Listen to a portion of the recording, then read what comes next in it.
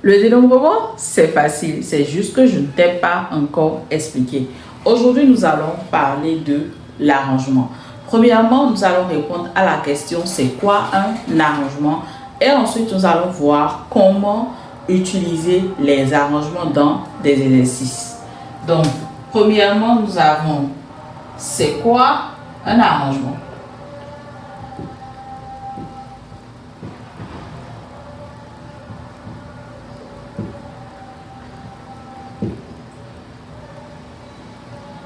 Donc, premier, nous devons avoir un ensemble dans lequel nous sommes en train de faire des choix. Nous sommes en train de choisir. Maintenant, ce qui va déterminer si notre choix est un arrangement, un L-play ou une combinaison, c'est la manière dont nous sommes en train de choisir. Donc, en mathématiques, nous allons définir un arrangement comme une P-liste, mais avec des caractéristiques particulières. Un arrangement, c'est une P-liste d'éléments d'un ensemble de N éléments, de sorte que les éléments de la liste ne se répètent pas et la position des éléments de la liste est importante. Ça veut dire quoi? Ça veut dire que si vous changez la position de deux éléments, vous obtenez un nouvel arrangement. Dans les faits, comment cela se présente? Donc, on a dit quoi? Une liste de P éléments pris dans un ensemble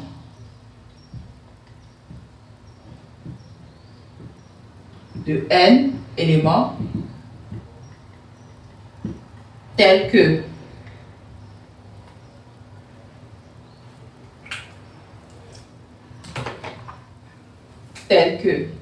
les éléments de la liste ne se répètent pas,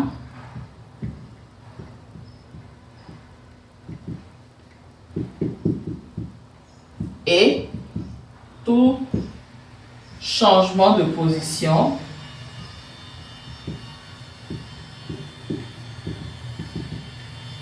engendre une nouvelle liste.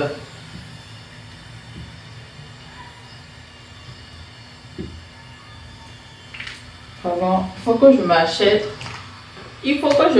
de nouveaux feutres. Une nouvelle liste. Exemple. J'ai un ensemble E qui est constitué de 4 éléments. Bon, disons 5. Cardinal de E égale à 5.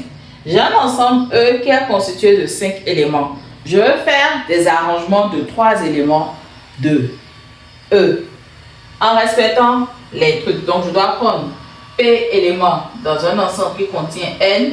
Les éléments de la liste ne se répètent pas et tout changement de position engendre une nouvelle liste.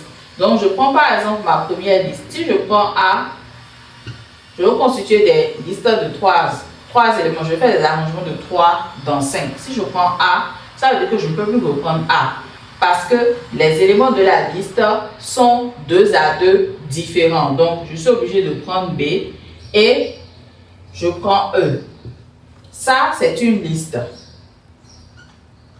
La deuxième chose, on a dit, tout changement de position occasionne une nouvelle liste. Ça veut dire quoi? Ça veut dire que si je mets B à la place de A et A à la place de B, en conservant toujours les mêmes éléments, j'ai une nouvelle liste. Donc, ça, c'est une nouvelle liste. E, A, B, c'est une nouvelle liste. A, B, C, c'est une nouvelle liste. Mais quand je suis en train de faire un arrangement, je ne peux pas avoir une liste A, C, par exemple. Ça ne marche pas parce que les éléments ne doivent pas se répéter. Vous voyez? Donc, ça, c'est un outil qui est très intéressant. Ceci, c'est un arrangement. Ceci, c'est un arrangement. Ceci, c'est un arrangement. Ceci, c'est un arrangement.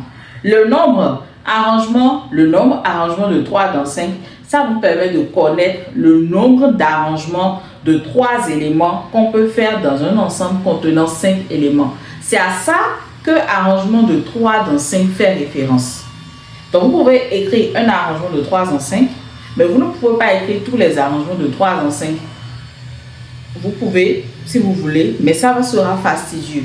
Mais en mathématiques, ce qui est important pour nous, le nombre qui est important pour nous, parce que ce que nous voulons, c'est faire du dénombrement et in fine de la probabilité, c'est savoir combien d'arrangements il y a, savoir combien d'arrangements existent.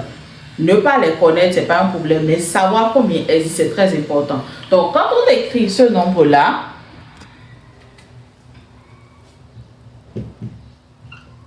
c'est le nombre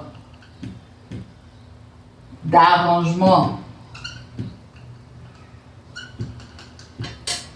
de 3 éléments qu'on peut produire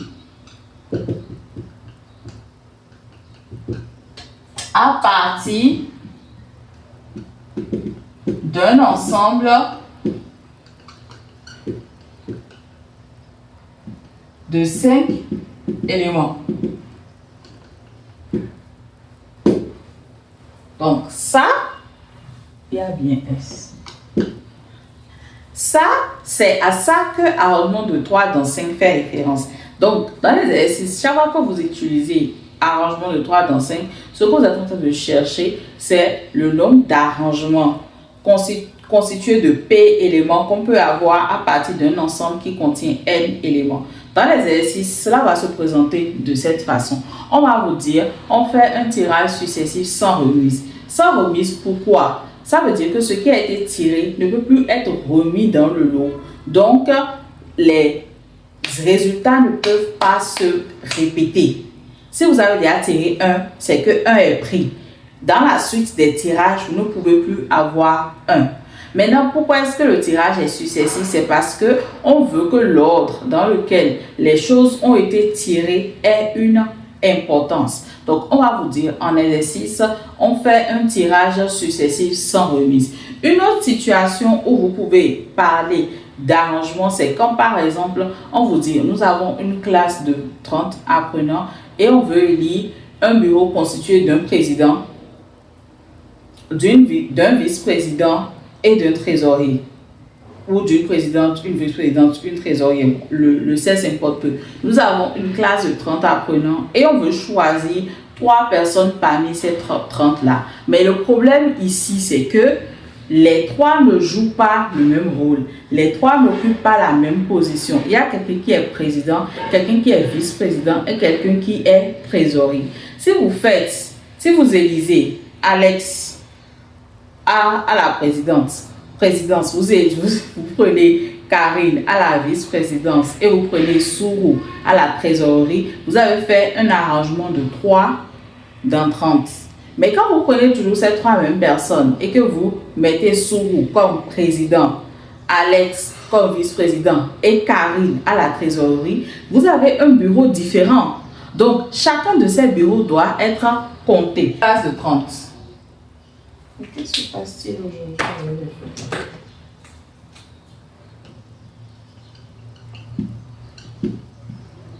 Un bureau de 3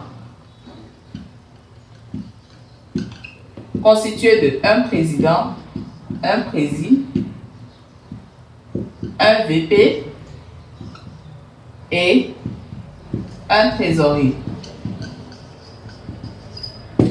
Déjà, vous voyez que quand quelqu'un est président, il ne peut plus être VP, il ne peut plus être trésorier. Donc, il n'y a pas de répétition. La même personne ne peut pas être présidente, vice-présidente et trésorier. Il n'y a pas de répétition. Deuxième chose, si Alex est président, Karine est vice-président et Sourou est trésorier, nous avons un bureau. Mais ce bureau-là sera différent du bureau que nous allons obtenir si c'est Sourou qui est président, Alex qui est trésorier, disons Alex qui est vice-présidente et Karine est la trésorière. Vous voyez, c'est les mêmes éléments qui sont dans la liste, mais le fait que leur position a changé, la liste a changé. Donc, cet arrangement est différent de celui-là. Donc, par exemple, pour savoir le nombre de bureaux différents que l'on peut obtenir, ce nombre N-là sera égal à arrangement de 3 dans 30. La formule de l'arrangement, c'est de P dans N, c'est factoriel N sur factoriel N moins P.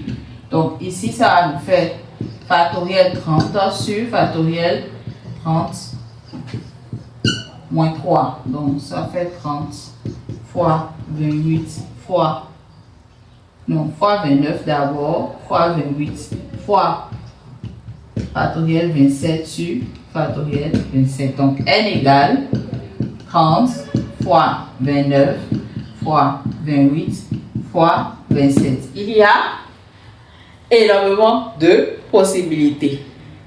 Ciao, ciao!